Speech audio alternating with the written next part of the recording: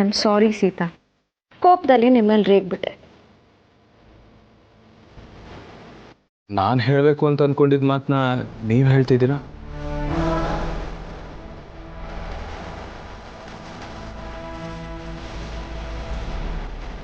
ನನ್ನ ಮನಸ್ಸಲ್ಲಿ ಏನಿದೆ ಅಂತ ನನಗೆ ಗೊತ್ತಾಗಲ್ವಾ ರಾಮ್? ಆದರೆ ಒಂದ್ಸಲ ತಾಳ್ಮೆಯಿಂದ ಯೋಚನೆ ಮಾಡಿ ನೋಡಿ, ಅಶೋಕ್ ಏನು ತಪ್ಪು ಮಾಡಿದ್ದಾರೆ ಅಂತ. ನನಗಂತೂ ಏನು ತಪ್ಪು ಕಾಣ್ತಿಲ್ಲ. ಸೀತಾ, ಅಶೋಕ ಚಿಕ್ಕಿನ ಎಲ್ರ ಮುಂದೆ ಕೆಟ್ಟವ್ರು ಅಂತ ಪೋಟ್ರೆ ಮಾಡಿದ್ದಾನೆ. ಇದ್ರಲ್ಲಿ ತಪ್ಪೇನೂ ಕಾಣ್ತಿಲ್ವಾ ನಿಮಗೆ? ಇಲ್ಲ ರಾಮ್, ಅದು ಬರೀ ಕತೆ ಅಷ್ಟೇ. ಅಶೋಕ್ ಫಸ್ಟೇ ಹೇಳಿದ್ರು ತಾನೆ, ಇದು ರಿಯಲ್ ಲೈಫ್ ಸ್ಟೋರಿ ಎಲ್ಲ, ಯಾರು ಕಂಪೇರ್ ಮಾಡ್ಕೊಳಕ್ ಹೋಗ್ಬೇಡಿ ಅಂತ. ನೀವೇ ಏನೇನೋ ಯೋಚನೆ ಮಾಡಿಕೊಂಡು ಕೋಪ ಮಾಡ್ಕೊಂಡು ಅತಿಯಾಗಿ ರಿಯಾಕ್ಟ್ ಮಾಡಿಬಿಟ್ರಿ. ತಪ್ಪು ಯಾರ್ದು ಹೇಳಿ? ಅಂದ್ರೆ ತಪ್ಪು ನಂದೇನಾ? ಅಂದರೆ ಅಶೋಕ್ ಮೇಲೆ ನೀವು ಸಿಟ್ಟು ಮಾಡ್ಕೊಂಡಿದ್ದು ತಪ್ಪು ಅಂತ ಹೇಳಕ್ ಬಂದೆ.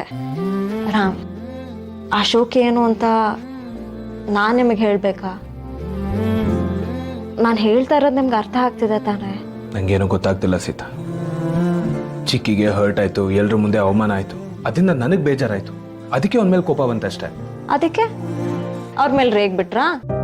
ಮತ್ತಿನ್ನೇನ್ ಮಾಡ್ಲಿ ಸೀತಾ? ನೀವು ಕೂಲಾಗಿ ಅವ್ರ ಜೊತೆ ಮಾತಾಡಿ ಕ್ಲಿಯರ್ ಮಾಡ್ಕೋಬೋದಿತ್ತು ತಾನೆ? ಏನಂತ ಕೂಲಾಗಿ ಮಾತಾಡ್ಲಿ ಸೀತಾ?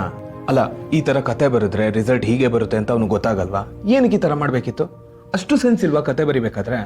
ನೋಡಿ, ಇಲ್ಲೇ ನೀವು ಮಿಸ್ಟೇಕ್ ಮಾಡ್ತಾ ಇರೋದು. ಅದು ಬರೀ ಕತೆ ಅಷ್ಟೇ ರಾಮ್. ನಿಮಗೆ ಹೇಗೆ ಅರ್ಥ ಮಾಡಿಸ್ಲಿ ಅಂತಾನೆ ಗೊತ್ತಾಗ್ತಿಲ್ಲ. ರಾಮ್, ನನಗೆ ಎಲ್ಲ ಅರ್ಥ ಆಗಿದೆ. ಅರ್ಥ ಮಾಡ್ಕೋಬೇಕಾಗಿರೋದು ನೀವೀಗ. ನೀವೇನು ಟೆನ್ಷನ್ ಮಾಡ್ಕೋಬೇಡಿ. ಒಂದು 5 ಮಿನಿಟ್ಸ್ ಮೆಡಿಟೇಟ್ ಮಾಡಿ, ನಿಮಗೆ ಕ್ಲಾರಿಟಿ ಸಿಗುತ್ತೆ. ಕಣ್ಮುಚ್ಚಿ.